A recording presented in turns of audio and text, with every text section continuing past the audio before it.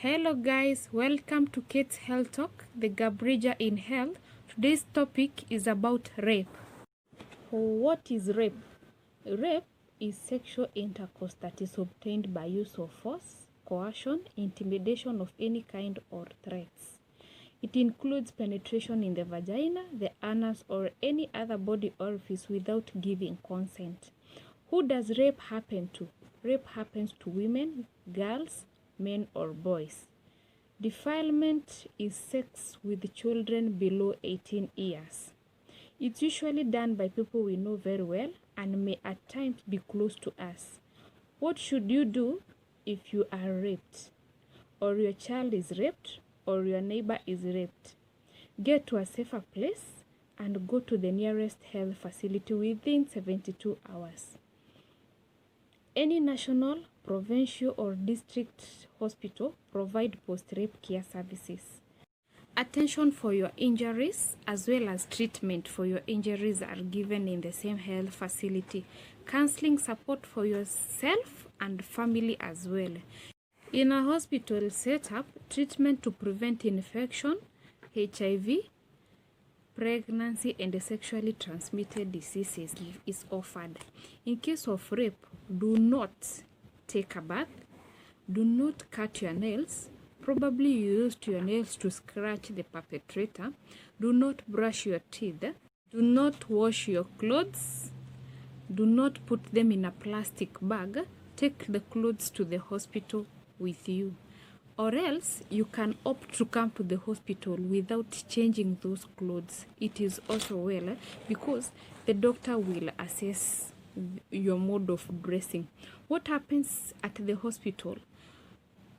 First of all, we have to obtain a consent. Obtaining a consent in an adult or a child. For example, if you are below 18 years old, the person who brought you is the one who is supposed to give us a consent.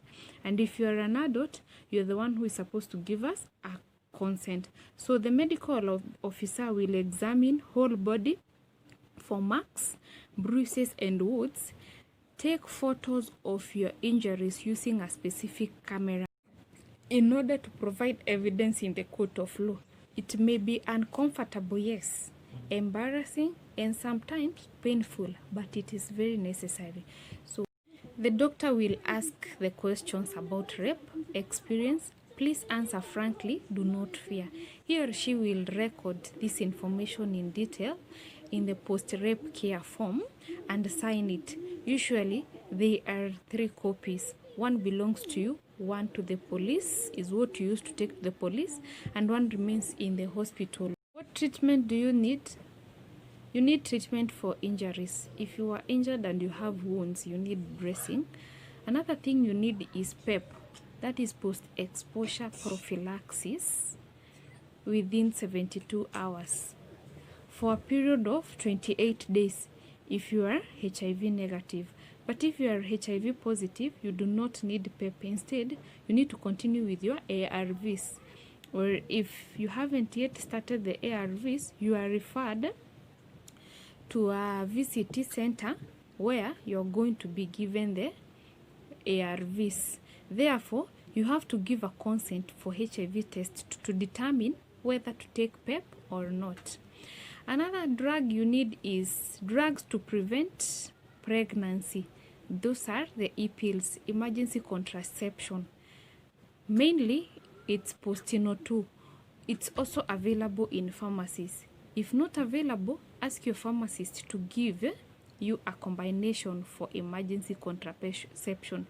They know it very well from normal oral contraceptive pills. Another treatment you need is drugs to reduce possibility of infection in sexually transmitted diseases. Another thing you need is also be referred for counseling at VCT and for HIV test if it was not done before. What tests do you need to take if you are raped? Number 1 is a vagina swab, an anal swab, an oral swab. It attempts to show sperms in vagina, anus, or oral. However, the absence of sperms does not mean that you are not raped. Another test you need is a PDT or pregnancy test to make sure you are not already pregnant. E-pills does not interfere with established pregnancies. A test you need is HIV test. Then another test you need is a test for sexually transmitted infections. So if you have tested positive, you are referred to a HIV care clinic. You will be offered counseling support that is ongoing. Information about available treatment for management of HIV related illness.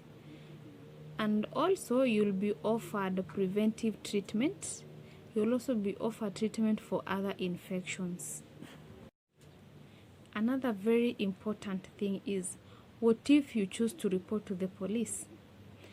After you report, a record will be made in the occurrence book that is in police station.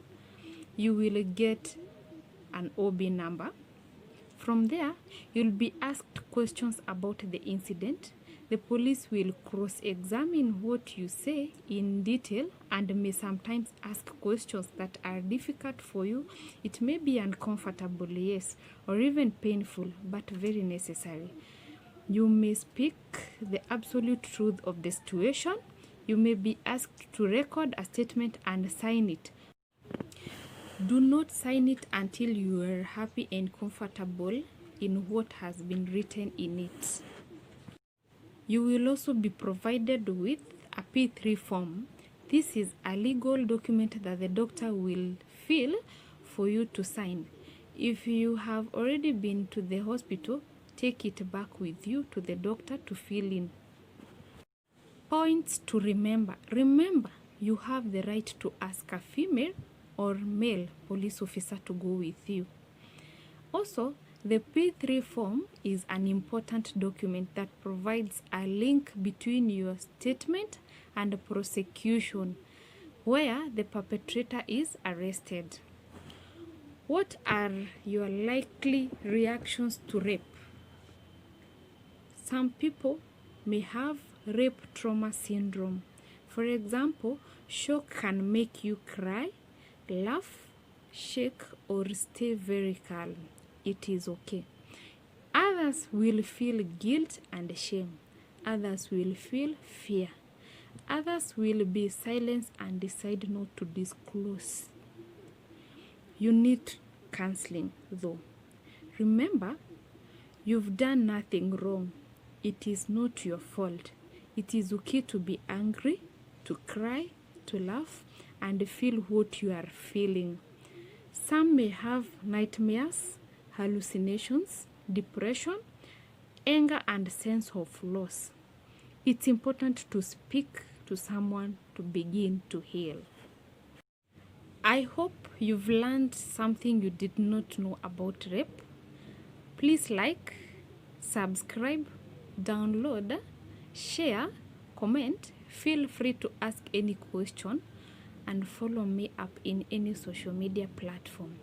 I'll be very happy. Thanks for watching Kids Health Talk. Until next time, bye bye.